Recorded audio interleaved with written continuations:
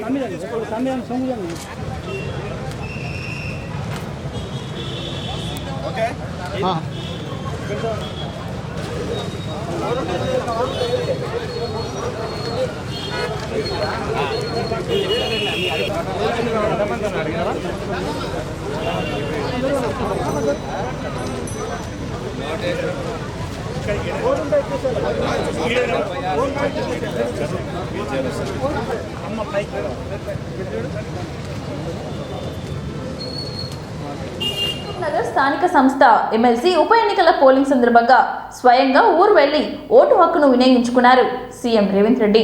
మొత్తం 1439 మంది ఓటర్ల కోసం ఉమ్మడి జిల్లా వ్యాప్తంగా 10 పోలింగ్ కేంద్రాలు ఏర్పాటు చేశారు అధికారులు.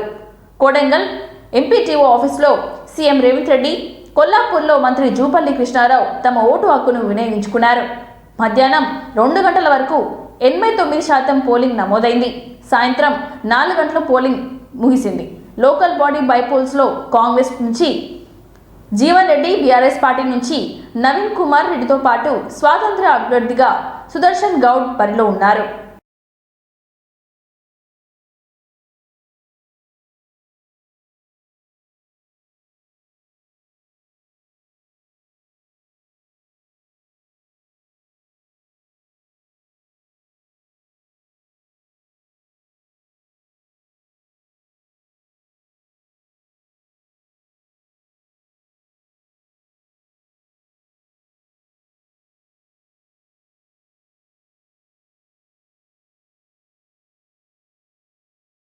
ట్యాపింగ్ వ్యవహారం తెలంగాణ రాజకీయాల్లో దుమ్మరం లేపుతోంది. ఈ తరుణంలో పార్టీల మధ్య మాటల తూటలు పేలుతున్నాయి. ఈ తరుణంలో ఫోన్ ట్యాపింగ్ వ్యవహారంపై సమగ్ర విచారణ జరిపించాలని డిమాండ్ చేశారు బీజేపీ ఎంపీ లక్ష్మణ్. కేటీఆర్ మాటలను బట్టి ఫోన్ ట్యాపింగ్ వ్యవహారాన్ని బహిరంగంగానే ఒప్పుకున్నారని గుర్తు చేశారు. బీఆర్ఎస్ కాంగ్రెస్ ఒకటేనని విమర్శించారు. ఈ పార్టీ రెండు పాలనల మధ్య తెలంగాణ ప్రజలు విసిగిపోయారని డాక్టర్ లక్ష్మణ్ విమర్శించారు. గురువారం బీజేపీ రాష్ట్ర కార్యాలయంలో ఎంపీ లక్ష్మణ్ మీడియాతో మాట్లాడారు. పోలీసులేమో నేతలు చెప్తే ఫోన్ ట్యాపింగ్ చేశామని అంటున్నారని, కేటీఆర్ ఒకరిద్దరు ఫోన్లు ట్యాపింగ్ అయితే ఉండవచ్చు అని మాట్లాడుతున్నారని ఆయన మండిపడ్డారు.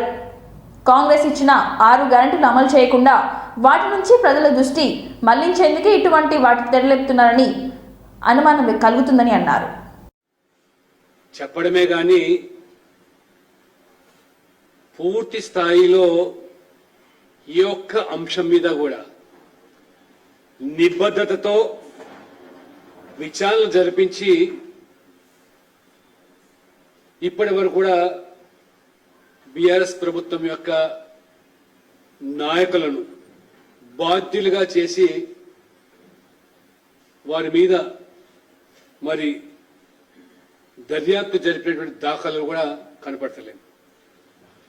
మొదటి రోజు చూస్తా ఉన్నాం, మేడిగడ్డ కాళేశ్వరం బ్యారేజ్ గురించి వేల కోట్ల అవినీతి అక్రమాలు కుంభకోణాలు ఆ మెక్కినదంతా కూడా కక్కిస్తామని ప్రజలకు పంచిపెడతామని చెప్పారు. చివరికి మరి రిటైర్డ్ జస్టిస్లతో దర్యాప్తు విచారణ చెప్పి దాన్ని అటకెక్కించేశారు. ఆ తర్వాత ధరణి మీద కూడా కొన్ని లక్షల మంది వాళ్ళ యొక్క భూములన్నీ కూడా ప్రభుత్వం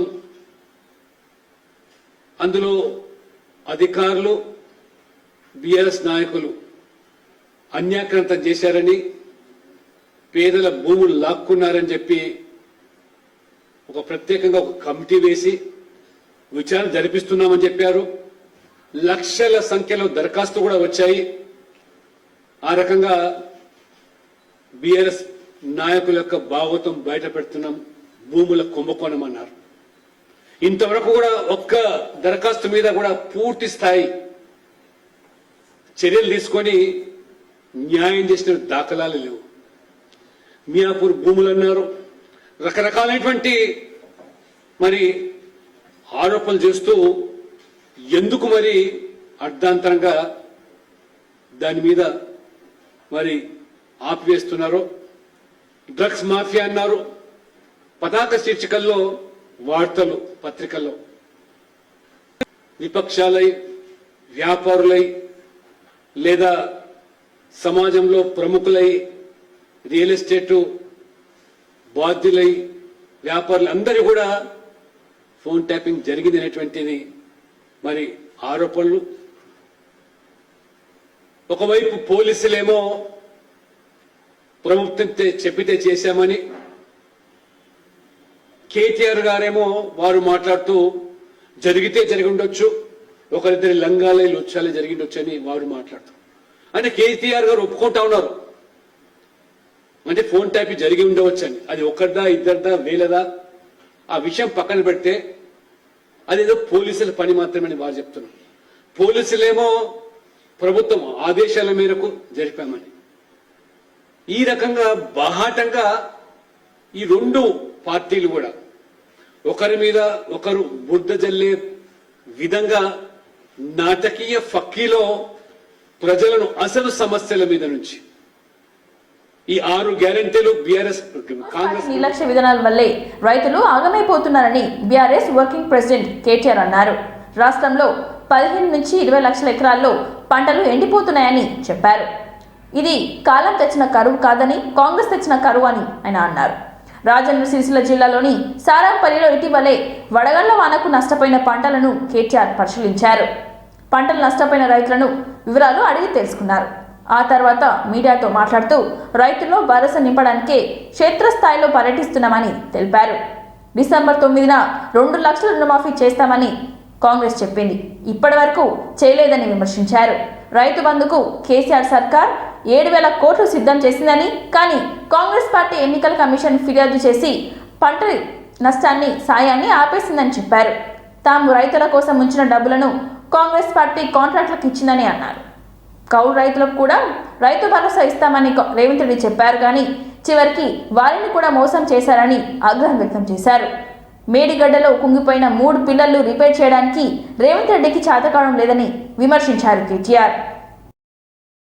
పట్టదారులు కావచ్చు పట్టదారులు కావచ్చు లేదా కౌలు రైతులు కావచ్చు, వాళ్ళు పడుతున్న ఇబ్బందులు గమనించి ఇప్పటికే 15-20 లక్షల ఎకరాల్లో ఎక్కడెక్కడైతే పంటలు ఎండిపోయినాయో ఆ రైతుల్లో భరోసా నింపడానికి, ధైర్యాన్ని ఇవ్వడానికి, అదేవిధంగా వారికి మేమున్నామని చెప్పడానికే ఈరోజు క్షేత్రస్థాయిలో మా పార్టీ నాయకులు అన్ని నియోజకవర్గాల్లో కూడా రైతుల దగ్గర పోతా ఉన్నారు, పర్యటనలు చేస్తూ ఉన్నారు.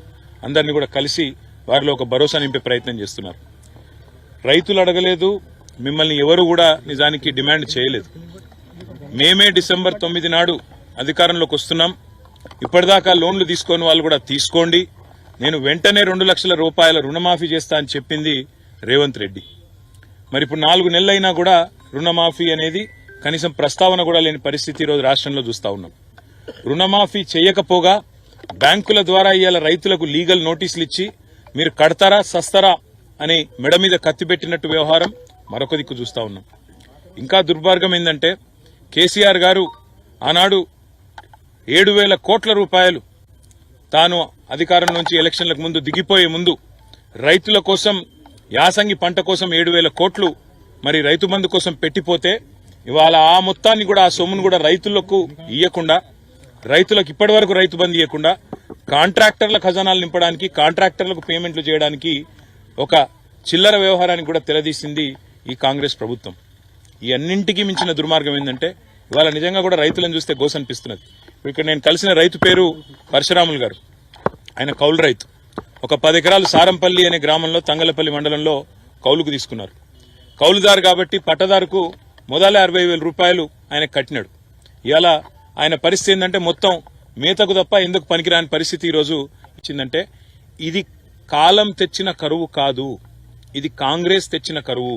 ఈ మాట నేను స్పష్టంగా ఎందుకంటున్నా అంటే పోయిన సంవత్సరం ఇదే సమయంలో ఆనాడు కాళేశ్వరం నీళ్లతో మరి మేడిగడ్డ నుంచి నీళ్లెత్తిపోసి మిడుమానేరు నింపి, మిడుమానేరు నుంచి అన్నపూర్ణ, ఆ పైకి రంగనాయక సాగర్, అక్కడి నుంచి జిల్లెల చెరువు, ఆడికెళ్లి కింద ఉండే ఈ మొత్తం ఈ గ్రామాలన్నింటిలో కూడా సారంపల్లితో సహా నేరేళ్లతో సహా రేవంత్ రెడ్డి వచ్చిన తర్వాత మేడిగడ్డలో 3 పిల్లర్లు కుంగిపోతే ఆయనకు 3 నెలలు 4 నెలలు ఇంకా కూడా ఆ 3 పిల్లర్లను రిపేర్ చేసేందుకు టైం సరిపోతలేదు.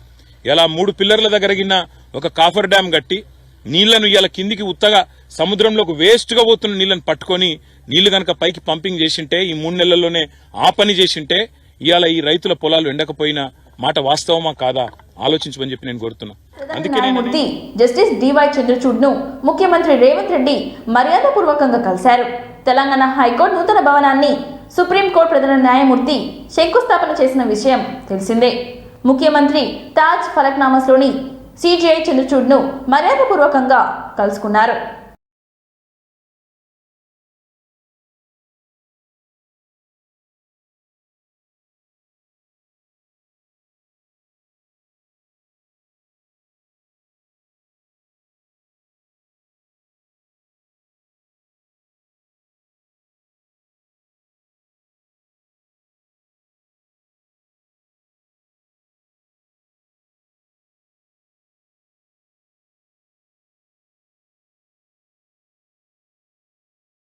అసెంబ్లీ పార్లమెంట్ ఎన్నికలు దగ్గర పడుతుండటంతో పొలిటికల్ హీట్ రోజు రోజుకి రెట్టింపు అవుతుంది.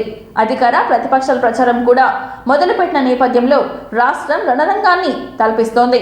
వైసీపీ అధినేత జగన్, టీడీపీ అధినేత చంద్రబాబు ఒకే రోజు ప్రచారాన్ని ప్రారంభించడంతో ఎన్నికల హడావిడి ఊపందుకుంది. మేమంతా సిద్ధం పేరుతో బస్ యాత్ర ప్రారంభించిన జగన్ ప్రొద్దుటూరులోని భారీ బహిరంగ సభ నిర్వహించారు. ఈ సభలో జగన్ సంచలన వ్యాఖ్యలు చేశారు. వివేక హత్యపై జగన్ తొలిసారి స్పందించడం హాట్ టాపిక్ గా మారింది.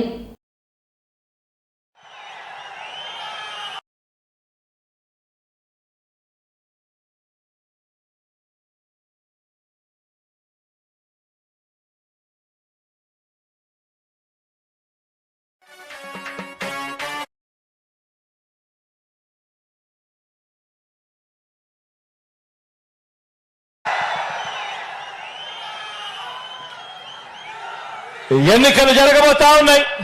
పెట్టుకొని జన్యం పూరించడానికి శ్రీకృష్ణుడు మీరంతా కూడా సిద్ధమేనా అని అడుగుతా ఉన్నాను.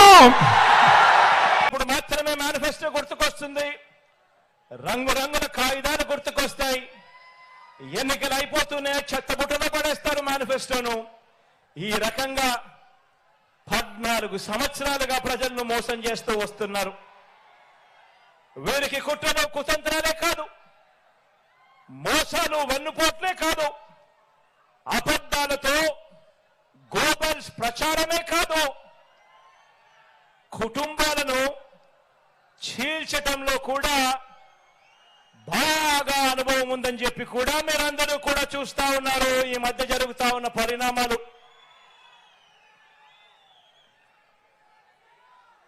మా చిన్నాన్న గారిని, మా బాబాయిని, వివేకం చిన్నాన్నను ఎవరు చంపారో, ఎవరు చంపించారో ఆయనకు, ఆ దేవుడికి, ఈ జిల్లా ప్రజలందరికీ కూడా తెలుసు. కానీ బురద జల్లేందుకు ఇద్దరు చెల్లెమ్మలను ఎవరు పంపించారో, వారు వెనకాల ఎవరు ఉన్నారో మాత్రం మీ అందరికీ కూడా రోజు కనిపిస్తూనే ఉంది. ఇంకా ఆశ్చర్యం ఏమిటో తెలుసా? ఇంకా ఆశ్చర్యం ఏమిటి అనంటే, వివేకం చిన్నాన్నను అతి దారుణంగా చంపి అవును నేనే చంపాను అని అతి హేయంగా బహిరంగంగా చెప్పుకుంటూ తిరుగుతా ఉన్న హంతకుడు, ఆ హంతకుడికి మద్దతిస్తా ఉన్నది ఎవరో కూడా మీరంతా కూడా రోజు చూస్తా ఉన్నారు. ఆ చంపినోడు ఉండాల్సింది జైల్లో, కానీ ఆ చంపినోడికి మద్దతిస్తూ నేరుగా నెత్తిన పెట్టుకొని మరీ మద్దతు ఇస్తా ఉన్నది ఈ చంద్రబాబు, ఈ చంద్రబాబుకు సంబంధించిన ఎల్లో మీడియా, ఈ చంద్రబాబు మనుషులు. వీరి మద్దతు కోసం రాజకీయ స్వార్థంతో తప్పించిపోతా ఉన్న ఒకరిద్దరు నా వాళ్ళు. వీరంతా కూడా ఆ హంతకుడికి నిస్సిగ్గుగా ఆ హంతకుడికి మద్దతిస్తున్నారు అని అంటే దీని అర్థం ఏమిటి అని చెప్పి అడుగుతా ఉన్నా. చిన్నాన్నను అన్యాయంగా ఎమ్మెల్సీ ఎన్నికల్లో ఓడించిన వారితో ఈరోజు చట్టాపట్టాలు వేసుకొని తిరుగుతున్నారు అనంటే దాని అర్థం ఏమిటి అని అడుగుతా ఉన్నా. ఇంతటి దారుణం చేస్తూ దీన్ని నన్ను దెబ్బతీసే రాజకీయమని వారికి వారే చెబుతున్నారు అనంటే ఇది కలియుగం కాకపోతే ఇంకా ఏమిటి అని అంటా ఉన్నాను. ఈ సందర్భంగా మీ అందరి ప్రేమానురాగాల మధ్య నిలుచుని ఇంతకన్నా అన్యాయం ఎక్కడైనా ఉంటుందా అని అడుగుతా ఉన్నాను. మీ అందరి ప్రేమానురాగాల మధ్య నిలుచుని వేసవి కాలం ముగిసేంత వరకు గ్రామీణ ప్రాంతాల్లో త్రాగునీటి సరఫరాలో ఎక్కడ కూడా ఏ చిన్న సమస్య తలెత్తకుండా అధికారులు చర్యలు చేపట్టాలని హన్మకొండ జిల్లా కలెక్టర్ సిక్తా పట్నాయక్ అన్నారు.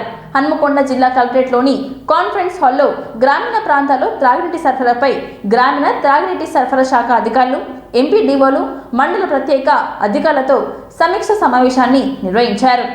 ఈ సమావేశంలో జిల్లాకు చెందిన అన్ని మండలాల్లో గ్రామాల్లో త్రాగునీటి సంబంధిత బోర్లు, బావులు, చేతి పంపులు, మిషన్ భగీరథ నీటి సరఫరా, మోటార్లు, పైప్ లైన్లు మరమ్మతులపై ఆయా శాఖల అధికారులతో కలెక్టర్ సమీక్షించారు.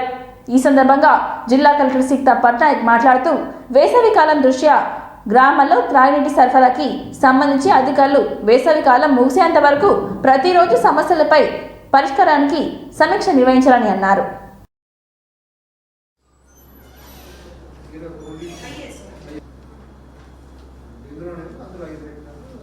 रोज 6 7 वेहिकल्स होते हैं सर, 7 वेहिकल्स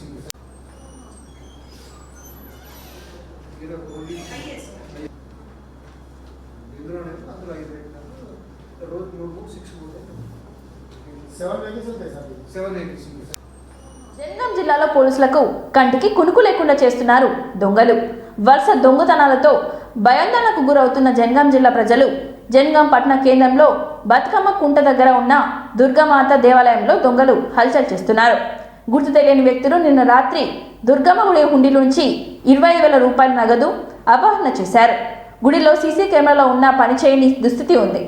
కేసు నమోదు చేసుకుని దర్యాప్తు చేస్తున్నారు పోలీసులు.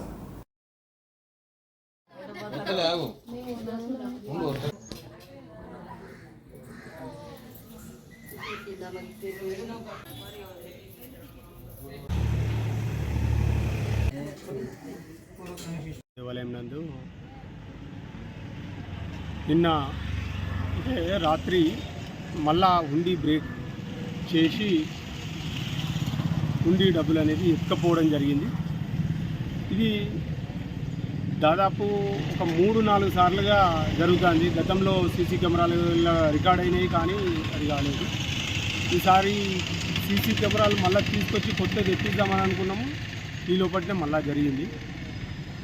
దయచేసి పోలీసు ఉన్నతాధికారులు దీనిపైన స్పందించి నిందితులను దొరకబట్టేసి అమ్మవారికి అదేవిధంగా భక్తులకు తగు న్యాయం చేయాలని చెప్పేసి మేము జిల్లా కలెక్టరేట్లోని కాన్ఫరెన్స్ హాల్లో యాసంగి 2023-24 సంవత్సరంలో ధాన్యం కొనుగోలుపై వివిధ శాఖల అధికారులు, ధాన్యం కొనుగోలును చేపట్టే మహిళా సామర్థ్య సంఘాలు ప్రతినిధులు, ధాన్యం తరలించేందుకే సంబంధిత లారీ ఓనర్లు సంఘం, రైస్ మిల్లర్లతో సన్నాహక సమావేశాన్ని జిల్లా పౌర సరఫరాల శాఖ ఆధ్వర్యంలో నిర్వహించారు. ఈ సందర్భంగా జిల్లా కలెక్టర్ సీతా పట్నాయక్ మాట్లాడుతూ ఏప్రిల్ 1వ తేదీన జిల్లాలోని ప్రతి మండలంలో ఒక ధాన్యం కొనుగోలు కేంద్రాన్ని ప్రారంభించాలని అన్నారు. ఎన్నికల ప్రవర్తన నియమాలని మేరకు ధాన్యం కొనుగోలు కేంద్రాల ప్రారంభోత్సవానికి నిర్వహించాలని అన్నారు.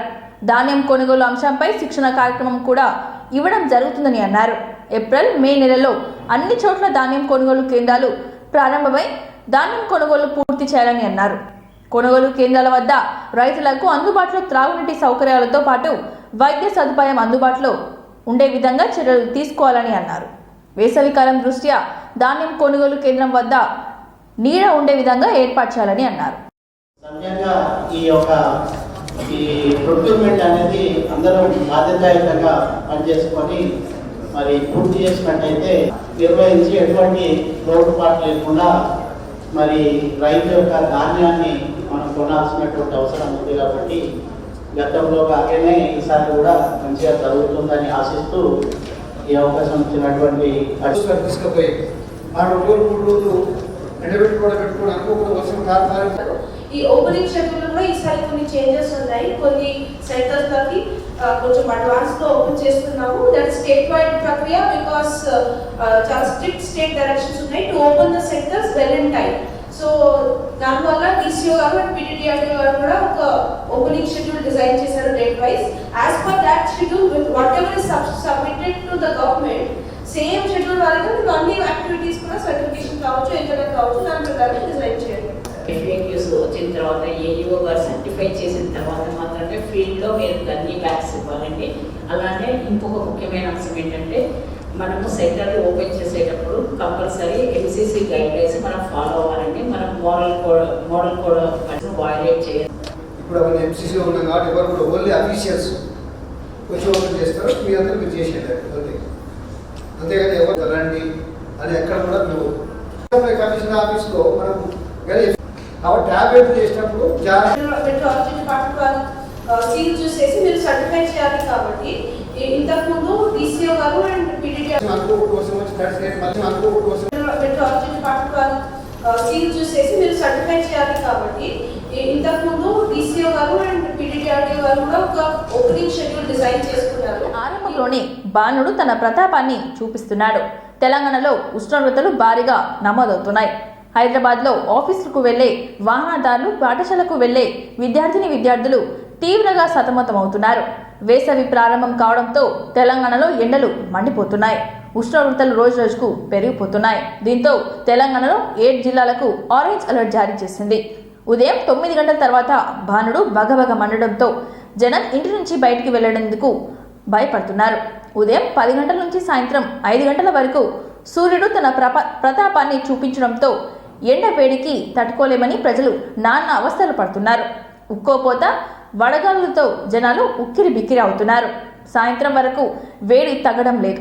రానున్న రోజుల్లో ఎండలు పెరిగే అవకాశం ఉందని ప్రజలు జాగ్రత్తగా ఉండాలని వాతావరణ అధికారులు హెచ్చరిస్తున్నారు.